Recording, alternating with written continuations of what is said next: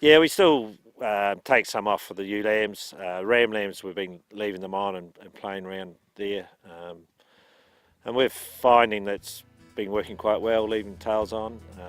Some of the, possibly some of the longer ones we might get a bit fussy and just take off, but yeah, we're finding the short tails are starting to come through now and they've been no issue at all. Callum McDonald, you're with PGG Wrightson's down here in Southland. Now, you've had a fair bit to do with Alan Richardson and Sonia up there at Avalon, taking a few clients there over the years. Yeah, no, we've had clients that have bought rams there and they're happy with the results. So they seem to have a low cost sort of operation with, still have good growth rates and stuff like that. So yeah, everyone's fairly happy, yeah. It's been a mixed season, but things are looking good up there, and yeah, it's a testament to the stock and to Alan and Sonia themselves. Yeah. So Callum, it's not a quick process to breed the ultimate sheep, if there's such a thing as the ultimate sheep.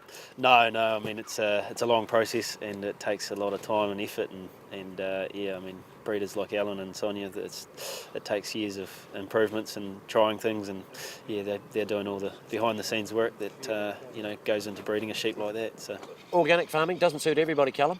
No, it doesn't. But I think if you're set up for it and you've got the right mentality, you can make big inroads. And the reduction in costs has got to be a good thing moving forward.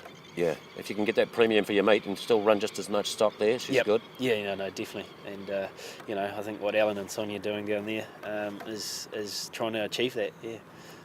So, Robin, how do you see things on the organic side of things from your point of view? Well, organics is foreign to me. I have had associations with the science investment in farming for a long time, and the organics is kind of the antithesis of that. So it's just foreign to my background. But I come here and I see the results that he is getting, and they are too good to deny. Yeah. So I have to say, oh well, Alan, it's not the way I would do it, but I can see that it's working for you. Yeah. So, organics aside, you'd be here in an advisory capacity with the genetics anyway? Yes, yeah. And it's sheep performance that is important to me. It's sheep performance that I'm here to promote, and they go very well. Yeah. Alan does very well in cross-flock analysis, and while his sheep might look a bit smaller, not as well finished as they would on a conventional farm, when they go to a conventional farm, and I see them after they've been there for a while, that they're absolute star performance. They look brilliant. Yeah. And I assume that that's because they've come off such a challenging environment on the organic property. When they go to a conventional property, it's like they're on holiday. So, Robin, do you think if a farmer went to their bank manager and said, right, I'm going to stop putting super on, I'm going to stop drenching the lambs and that, for the initial stage of going organic, the old bank manager might get his hackles up a bit? Well, they might be a little bit nervous. Organics is not always that well understood. But I've asked Alan the hard questions about the extent to which this is a philosophical decision and the extent to which it's an economic one. Yeah. And while it's outside of my brief here with him, he assures me that it stacks up economically. And when I look at the sort of performance that he's getting off this property, and do my own mental arithmetic about the impact that it's having on his costs, then my guess is that it probably stacks up pretty well for him. So it's clearly a long-term program, but somebody has to lead the way, and it's got to be someone with courage and thick skin, and Alan has those things. Yeah, I don't think you go into these sort of things. You can't go into it blind, and you also need someone who's had the experience and been there before. So, yeah, we rely heavily on Robin's knowledge. Bit of a mentor there. Yeah, he is a mentor too. Yeah, more than a mentor, and it's really important to have someone like that, because sometimes it can be quite a lonely job when you're doing these things before your time, perhaps in some cases, and you need someone to help you keep going on it. And of course, also there's Sonia. Yeah, like Sonia's been great, because she gives good advice at crucial times, and you need that. Yeah. And I really respect her advice. And the thing is, she's got a real interest in the genetics too. So we've actually got three heads working on it, not just one. Sonia Richardson, not always a farmy chick. No. Born and bred in Tauranga and moved down, 96. Originally for 6 weeks and decided I quite liked it down here and so moved down and managed to get a job, lucky enough to get a job in Gore and stayed. And found a husband down here. Yeah. Met Alan about a year later or so. Yeah. And and it's just sort of all gone from there really. Yeah. Do you not full-time on the place here? No, work part-time district nursing down in Gore. Yeah. So enjoy getting that people contact and just keeping my hand in with the nursing. Now the kids, they just love it here. Yes, yep. James is going to be our farm boy. Yep. And Grace really enjoys it as well. She's actually talking about becoming a vet.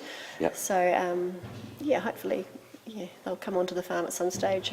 Now the sheep side of things, sheep and cattle with the genetics. Yeah. You love that side of things. Yep. Now? I usually help Alan when I can in the yards and going through studs, etc. So we have bounce ideas off each other and have frank discussions about what we should do and what we shouldn't do and what rams we're using, etc. So it's great. Now the organic side of things, Yeah. was that underway when you got on the scene? We started farming organically about a year after we got married. The year before we got married, Alan had been and done a Kellogg's leadership course and had done a project on the potential for organic farming in New Zealand.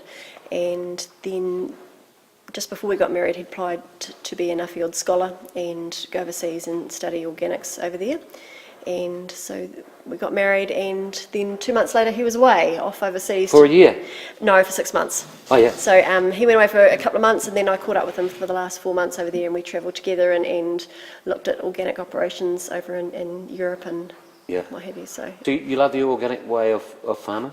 Yeah, I don't think we'd have it any other way. I mean, we are what we eat, and if you're putting high inputs and chemicals into your animals, it gets stored in their fat, and then you end up eventually eating that. So why not go chemical free, or as chemical free as you can, and have a healthier product. So we've spent a few days with you now, Alan. You might be organic, but you're not a mad greenie or anything like that, are you? You're not a crazy man. Well, I hope not, Tony. Obviously, with a hairdo like mine, I'm not your typical long-haired greenie.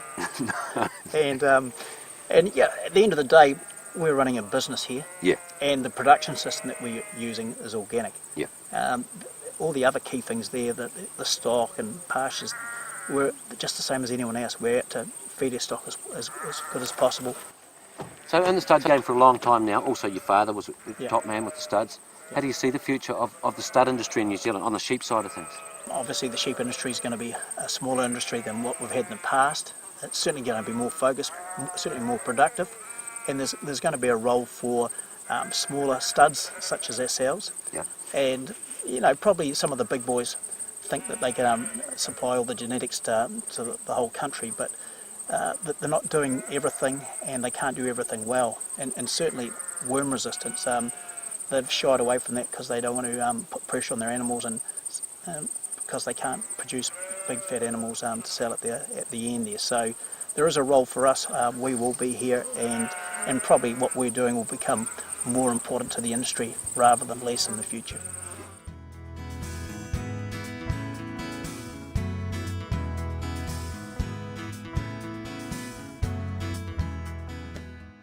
For more information on the PGG Wrightson Stud Tour, visit ruraltv.co.nz and come and join us on Facebook.